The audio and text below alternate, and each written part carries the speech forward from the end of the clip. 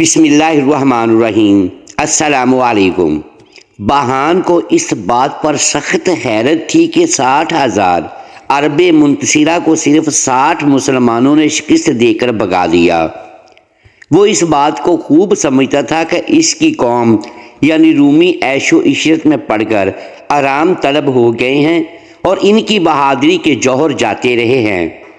عرب خواہ وہ مسلمان ہوں یا عیسائی جفاکش اور بہادر ہیں، لیکن اب جب کہ چند مسلمانوں نے 60,000 عربوں کو ہزیمت دی تو اس نے جان لیا کہ رومی مسلمانوں کا ہرگز بھی مقابلہ نہیں کر سکتے۔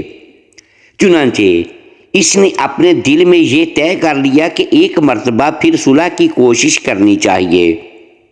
صبح ہوتے ہی اس نے اپنی قوم کے معززین اور رؤساء کو طلب کر کے کہا، تم نے کل کے معرکے کے واقعات سنے۔ 60,000 عرب عیسائیوں سے صرف 60 مسلمان لڑے اور سارا دن لڑ کر انہیں شکست دی۔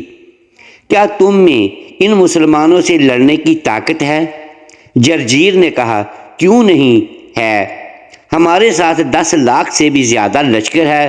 بہان، مگر یہ لشکر کیا کر سکتا ہے جب یہ ایک مسلمان 1,000 غیر مسلموں سے لڑ سکتا ہے؟ کناتر، سارے مسلمان ایسے بہادر نہیں ہیں بہان، لیکن سارے رومی طبی عیسائی عربوں کے برابر بہادر نہیں ہیں، اور جبکہ جبلہ کے ہمراہی ساتھ مسلمانوں کا قلعہ کما نہ کر سکے تو رومیوں سے اس کی کیا امید ہے؟ کوریز، حقیقت یہ ہے کہ اگر تھوڑا تھوڑا لشکر مسلمانوں سے لڑا تو وہی کامیاب رہیں گے، البتہ ہمارا سارا لشکر جب میدان میں اترے گا تو مسلمانوں کو کچل ڈالے گا۔ بہان، اب مجھے اس بات کا یقین نہیں رہا۔ جرجیر، تب بادشاہ نے کہا، سوچا ہے بہان، میری رائے ہے کہ میں پھر انہیں صلح کی دعوت دوں۔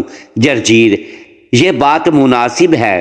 جبلہ نے کہا، حقیقت یہ ہے کہ مسلمانوں میں ایک شخص حضرت خالد رضی اللہ تعالیٰ عنہ نامی ایسا ہے جو بڑا دلیر ہے اور جس کی بہادری کی وجہ سے مسلمانوں میں شجاعت ہے۔ اگر کسی طرح وہ قابو میں آ جائے تو مسلمانوں کی ہمتیں پست ہو جائیں گی، یا تو وہ بھاگ جائیں گے یا جو شرائط پیش کریں ان پر صلح کر لیں گے۔ بہان نے خوش ہو کر کہا، میں شرائط صلح طے کرنے کے لیے حضرت خالد رضی اللہ تعالیٰ عنہ ہی کو کیوں نہ طلب کروں، اور وہ جب آ جائے تو اسے گرفتار کر لوں۔ جبلہ، اگر تم اسے گرفتار کر لو تو پھر مسلمانوں کو شکست دے کر بھگا دینا میرا ذمہ ہے۔ بہان نے اس وقت ایک رومی کو جس کا نام حربہ تھا اور جو عربی خوب جانتا تھا بلایا، اس سے کہا، تم اسلامی لشکر میں جاؤ، مسلمانوں کے سردار سے کہو کہ وہ گفتگوئے مصالحت کے لیے حضرت خالد رضی اللہ تعالیٰ عنہ کو بھیجیں۔ حربہ مسلح ہو کر اسلامی لشکر میں آیا۔ مسلمانوں نے اسے حضرت ابو عبیدہ رضی اللہ تعالیٰ عنہ کے سامنے پیش کیا۔ اس نے حق سفارت نہایت احسن طریقے پر ادا کر کے یہ درخواست کی کہ حضرت خالد رضی اللہ تعالیٰ عنہ کو سفیر بنا کر بھیجیں۔ حضرت خالد رضی اللہ تعالیٰ عنہ بھی اس وقت وہاں موجود تھے۔ انہوں نے فرمایا، بہان شاید میرے ساتھ کوئی فریب کرنا چاہتا ہے، لیکن انشاءاللہ تعالیٰ اس کا مکر اسے کچھ فائدہ نہ دے گا، میں ہی سفیر بن کر آؤں گا۔ حربہ چلا گیا۔ حضرت خالد رضی اللہ تعالیٰ عنہ نے حضرت ابو عبیدہ رضی اللہ تعالیٰ عنہ سے فرمایا، دشمن خدا نے مجھے طلب کیا ہے، آپ رضی اللہ تعالیٰ عنہ اجازت دیں۔ حضرت ابو عبیدہ، کیسے اجازت دوں، میں سمجھ گیا ہوں وہ آپ رضی اللہ تعالیٰ عنہ کے ساتھ مکر و فریب کی خواہش رکھتا ہے۔ حضرت خالد رضی اللہ تعالیٰ عنہ، اطمینان رکھیے، اللہ تعالیٰ اس کے مکر کو اس پر الٹ دے گا۔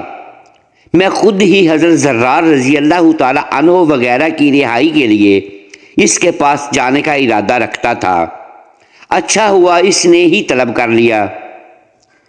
آپ مجھے جانے دیں، شاید میں حضرت زرار رضی اللہ تعالیٰ عنہ وغیرہ کو رہا کرا کر لا سکوں۔ حضرت ابو عبیدہ رضی اللہ تعالیٰ عنہ، اچھا جاؤ، اللہ تعالیٰ آپ کی حمایت و مدد فرمائے۔ حضرت خالد رضی اللہ تعالیٰ عنہ اس وقت اپنے خیمہ میں آئے۔ دیکھا تو ان کی بیوی حضرت ام تمیم ان کے میلے کپڑے دھو ہی ہیں۔ انہوں نے فرمایا، ام تمیم، مجھے بہان نے بلایا ہے، میں اس کے پاس اس امید سے جا رہا ہوں کہ شاید حضرت زرار رضی اللہ تعالی عنہ وغیرہ کو رہا کرا لاؤں۔ حضرت ام تمیم، ضرور جائیے، اللہ تعالیٰ آپ کی مدد فرمائے۔ حضرت خولہ اپنے بھائی کی گرفتاری سے بہت رنجیدہ اور مغموم ہیں۔ حضرت خالد رضی اللہ تعالیٰ عنہ انشاءاللہ تعالیٰ وہ اپنے بھائی سے مل کر خوش ہوں گی۔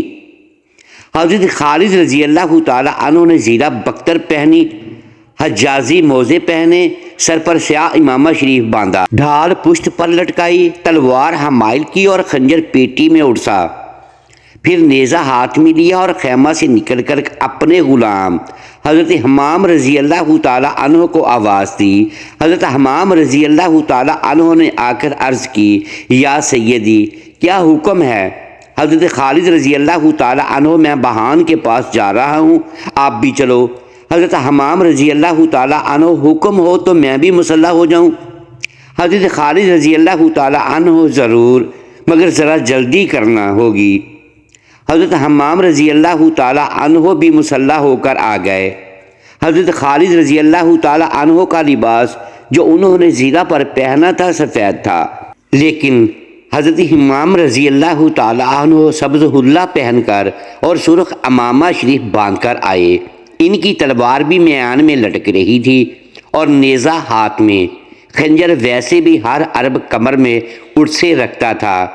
حضرت خالد رضی اللہ تعالیٰ عنہ حضرت حمام رضی اللہ تعالیٰ عنہ کو لے کر چلے، دونوں گھوڑوں پر سوار ہو گئے۔ اسی دوران حضرت ابو عبیدہ رضی اللہ تعالیٰ عنہ ان کے پاس آئے، پوچھا، کیا تنہا جا رہے ہو؟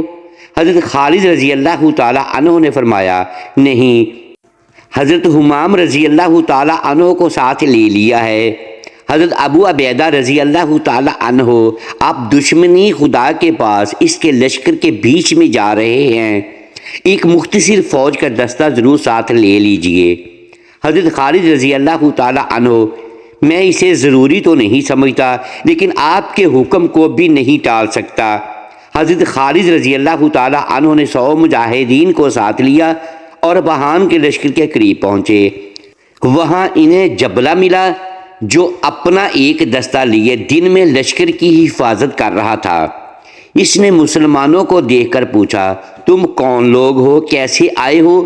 حضرت خالد رضی اللہ تعالیٰ عنہ نے جواب دیا، میں خالد بن ولید مخزومی ہوں، بہان کے بلاوے پر آیا ہوں، اور میرے ساتھ وہ مسلمان ہیں جنہوں نے اپنی جانیں راہ خدا میں ہبہ کر دی ہیں۔ جبلہ، ذرا توقف کرو، میں بہان کو اطلاع کر دوں۔ جبلہ نے حضرت خالد رضی اللہ تعالیٰ عنہ اور ان کے ہمراہیوں کے آنے کی اطلاع بہان کو کی۔ اس نے فوراً دربار آراستہ کیے جانے کا حکم دیا اور جبلہ کو حضرت خالد رضی اللہ تعالیٰ عنہ کو بلانے کے لیے بھیجا۔ جبلہ سیف اللہ کے پاس آیا، انہیں ساتھ لے کر چلا۔ جب وہ رومی لشکر میں پہنچے اور انہوں نے نگاہیں اٹھا کر دیکھا تو جہاں تک بھی نظر گئی خیموں کا شہر آباد نظر آیا۔ رومی بڑے تکلف سے آئے تھے، کہیں لوہے کے ہتھیاروں کی نمائش ہو رہی تھی تو کہیں آرائشی سامان پھیلا ہوا تھا۔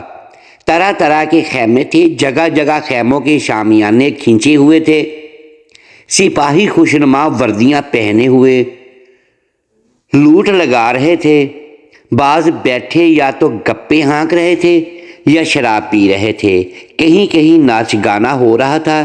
اس عظیم و شان لشکر اور اس ساز و سامان کو دیکھ کر مسلمانوں نے بلند آواز سے کہا، لا الہ الا اللہ وحدہ لا شریک لہ واشہد ان محمدًا عبدہ ورسولہ۔ اس نعرے کا شور سن کر رومیوں نے مسلمانوں کو دیکھا، وہ ان شیروں کو حیرت سے دیکھنے لگے۔ جب مسلمان دربار کے قریب پہنچے تو جبلہ نے ان سے کہا، آپ ہتھیار دے دیں، کیونکہ بادشاہوں کے سامنے موائے ہتھیاروں کے جانا بڑی بے ادبی ہے۔ حضرت خالد رضی اللہ تعالیٰ عنہ، تلواریں ہماری حفاظت کا ذریعہ ہیں، ہم انہیں کسی حالت میں بھی تمہارے حوالے نہیں کر سکتے۔ جبلہ سے بہان نے کہا تھا کہ مسلمانوں سے ہتھیار لے لینا، مگر جب انہوں نے انکار کیا وہ جس طرح آنا چاہیں آنے دو۔ چنانچہ حضرت خالد رضی اللہ تعالی عنہ موائے 100 مسلمانوں کے دربار میں داخل ہوئے۔ درباری خیمہ نہایت شان سے آراستہ کیا گیا تھا، اس کی زینت میں کوئی کسر نہ چھوڑی گئی تھی۔ اعلیٰ قسم کا پرتکلف قالین بچھا ہوا تھا، آبنوسی کرسیاں تھیں جن پر سردار اور اکابر قوم بیٹھے تھے۔ خود بہان چاندی کے تخت پر بیٹھا تھا، اس کے داہنی طرف بہت سے پادری اور راہب بیٹھے تھے، اور بائیں طرف قریر، کناتر، جرجیر اور چند اور انہی کے پایا کے لوگ تھے۔ بہان نے مسلمانوں کے لیے بھی کرسیاں بچوا دی تھیں، لیکن مسلمانوں نے ان کرسیوں کو ہٹا کر قالین بھی لپیٹ دیا اور زمین پر بیٹھ گئے۔ بہان نے ہنس کر کہا، تم نے فرش اور کرسیوں پر زمین کو کیوں ترجیح دی؟ حضرت خالد رضی اللہ تعالی عنہ، اس لیے کہ اللہ تعالیٰ کا فرش تمہارے فرشوں سے زیادہ پاک ہے۔ یہ وہ چیز ہے جس سے ہم، تم اور سب پیدا ہوئے اور اسی میں مل جائیں گے۔ اللہ تعالیٰ نے قرآن مجید میں ارشاد فرمایا، ترجمہ، اسی زمین سے ہم نے تمہیں پیدا کیا تھا اور اسی میں ہم تمہیں واپس لے جائیں گے اور اسی سے ایک مرتبہ پھر تمہیں نکال لائیں گے۔ بہان، کیسر روم اور میں خون ریزی کو پسند نہیں کرتے، اس لیے چاہتے ہیں کہ صلح ہو جائے۔ ہم تمہیں ملک کا وہ حصہ بخش دیں گے جو تم نے اس وقت تک فتح کیا ہے۔ اس کے علاوہ تمہارے ہر سپاہی کو 100 دینار اور ایک ریشمی تھان، تمہارے سپہ سالار کو 1000 دینار اور 10 ریشمی تھان، تمہارے بادشاہ خلیفہ دوم رضی اللہ تعالی عنہ کو 10,000 دینار اور 100 تھان ریشمی دیں گے، اور اگر تم صلح سے انکار کرو گے تو ہم تمہیں نیست و نابود کر دیں گے۔ تم نے میرا لشکر دیکھا ہے، اس سے زیادہ لشکر اور آنے والا ہے، یہ لشکر تمہیں پیس ڈالے گا۔ حضرت خالد رضی اللہ تعالی عنہ، تم نے جو باتیں کیں، لالچ بھی دیا اور دھمکایا بھی، مگر افسوس یہ ہے کہ تم اب تک بھی اس بات کو نہیں سمجھے کہ مسلمان نہ لالچ میں آتا ہے نہ ڈرتا ہے۔ تم سے صلح کے ہم بھی خواہش مند ہیں اور خون ریزی کو بالکل پسند نہیں کرتے، لیکن جب کوئی ہم سے لڑتا ہے تو پھر ہم پیٹھ نہیں دکھاتے۔ شہادت ہمارا عین تمنا ہے۔ اگر واقعی تم صلح کرنا چاہتے ہو تو 2 ہاتھوں میں سے ایک اختیار کرو، یا تو مسلمان ہو جاؤ یا جزیہ دو، تیسری بات ممکن نہیں۔ بہان کو غصہ آ گیا، اس نے بگڑ کر کہا، صلح نہ کرو، جو باتیں تم کہتے ہو وہ ہم کسی طرح بھی منظور نہیں کر سکتے۔ تمہارے 5 آدمی ہماری قید میں ہیں، میں ان 5 کو طلب کر کے ابھی تمہارے سامنے قتل کرائے دیتا ہوں اور پھر تم سب کو بھی مار ڈالوں گا۔ حضرت خالد رضی اللہ تعالی عنہ کو بھی غصہ آ گیا، انہوں نے تلوار نکال کر فرمایا، قبل اس کے کہ تو ہمارے بھائیوں کو قتل کا حکم دے، میں تیری روح کو دوزخ کی طرف بھیج دوں گا، اور میرے یہ ساتھی جن میں سے ہر ایک بڑے لشکر کا مقابلہ کر سکتا ہے، تیرے اس دربار کو مذبح خانہ بنا کر تیرے ان تمام افسروں کو مار ڈالیں گے۔ اس وقت تمام مسلمانوں نے تلواریں سونت لیں اور سب کھڑے ہو گئے۔ بہان اور اس کے افسر سب ڈر گئے، وہ سمجھ گئے کہ یہ مسلمان زندگی کے متعلق بھی پرواہ نہیں کرتے، یہ جو کہہ رہے ہیں وہ ضرور کریں گے۔